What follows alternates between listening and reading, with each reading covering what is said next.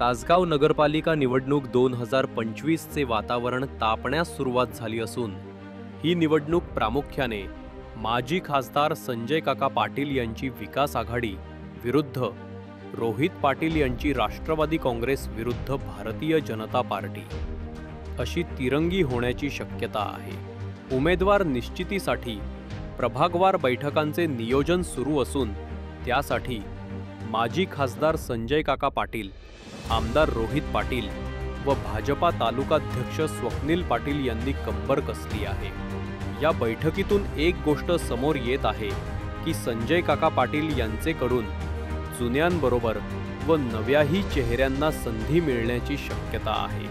रोहित पाटील यांचेकडून नगराध्यक्षासह जास्तीत जास्त नव्या चेहऱ्यांना संधी मिळण्याची शक्यता आहे, तर उमेदवारांच्या मुलाखतीचा फार्स करणाऱ्या भारतीय जनता पार्टीकडून संजय काका व रोहित पाटील यांचेकडील नाराज मंडळींचा शोध सुरू आहे।